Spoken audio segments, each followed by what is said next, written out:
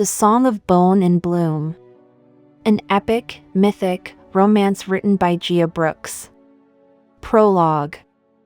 The Bloom and the Blade. They were never meant to remember each other. Sir Kael Varyn, Knight of the Iron Range, had taken the vow like all the rest, silence sewn into his skin, loyalty burned into his bones. The Empire made him into a sword, not a man. And he served without question until the dreams began. A voice. A song. A name he had never spoken, laced in sorrow. Elira Bloom, last of the Bone Singers, was born in exile beneath trees that whispered in ancient tongues. The Bloomlands raised her, cradled her, taught her songs that woke the dead and healed the broken. Her music stirred roots, unearthed memories. It was dangerous. It was forbidden. It called to him anyway. Kael was sent to silence her. The Bone Singers were enemies of the Empire, relics of a time before walls, before laws. Their melodies could crack stone, summon beasts, raise ghosts from the dust. And Elira was the strongest of them. But when he found her in the glade, flute at her lips, Kael did not strike.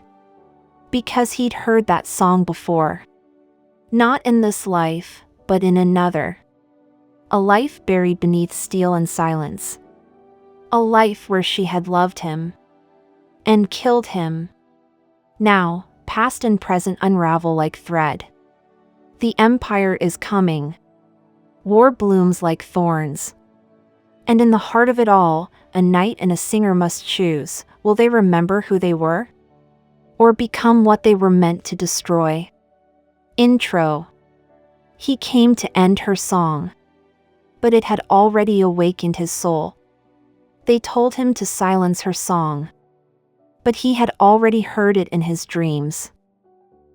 Whispers of the past. The Bloomlands did not welcome steel. Its trees leaned in at the sound of clinking armor. Moss curled over shattered helms as though to hush the ghosts beneath. Here, every flower grew from the bones of someone once loved, and the land remembered them. Sir Kael Varyn felt the memory underfoot. It pulsed in the loam, beneath leather boot and silent blade. He had come with a mission, silence the Bone Singer who had stirred the old harmonies. But the trees were singing already. He paused at the edge of a glade, moonlight slipping through willow threads, and heard it, a low, thrumming note like breath across hollow bone. She was near. Elira Bloom stood in the clearing with her bone flute raised, her song weaving through the roots like silver thread. Around her, the soil swelled. Petals burst upward in a dance too fast for nature. A ring of crimson poppies encircled her bare feet, unfurling from the skulls of long-dead centuries. She had awakened the guardian beneath. But then, the harmony broke. A blade hummed behind her. Cold steel. She turned, slowly, and faced the knight. "Step away from the song," Kael said. His voice barely carried. The words felt wrong, as if spoken in the wrong key. Elira didn't flinch. She lowered the flute, head tilted. "You've dreamt of me," she said. Not a question. Kael froze. He didn't know how she knew, only that she was right. For weeks, her voice had haunted his sleep, not as a weapon but a memory, a lullaby under blood-red moons, a name he had never known he'd lost. "You're the Bone Singer," he said. "I'm Elira," she corrected softly. "And I remember you." She stepped closer. He didn't raise his sword. 2. The Song and the Sword. The next time they met, it was beneath rain-dark trees and broken columns of some forgotten altar. Her melody had summoned vines from the cracks, his blade cut through them like silk. "You don't hesitate with beasts," she said, breathless, dodging a slash. "They don't look like you," he snapped. Elira spun, voice surging into a crescendo. The vines whipped into a wall of thorns. Kael pushed through, slicing, gritting his teeth, trying not to hear the beauty in her pitch. Trying not to see her as anything but an enemy. But fate didn't let him win that day. A root caught his ankle. He fell hard. Then, darkness. He awoke in her cave. A fire cracked. Her fingers hovered above his bleeding ribs, humming low, coaxing skin to knit. "You should have killed me," he muttered, eyes fluttering open. "I've already done that once," she said, not looking up. Flashes came in fevered dreams. A wedding under a blood moon. Her lips red with berry dye. A ring made from ashwood and bone. The altar. Her voice, a note too sharp. The world tearing. The sea swallowing flame. When he awoke again, Kael stared at the cave ceiling and whispered, "I knew you," she smiled faintly. "You still do." Days passed. Or maybe only hours, stretched by memory and song. She showed him how the Bloomlands breathed, how every flower spoke, if one listened in the old ways. He taught her how nights tracked by echo and scent, how silence was a vow stitched into flesh. She hummed the names of birds as they passed overhead. He whispered none. But he started listening to her songs instead of trying to silence them. And she began to sing less like a warrior, more like a lover remembering a name. 3. Ashes and bloom. The sky turned red with banners. The Empire had come, with fire, iron, and a fleet of knights from the Iron Range, mouths sewn shut with vow threads. Kael stood before their ranks, armor dulled, sword drawn. Behind him, Elira sang the final notes into the roots of the guardian tree, a colossus buried beneath centuries of bloom and sorrow. It would rise soon. It had to.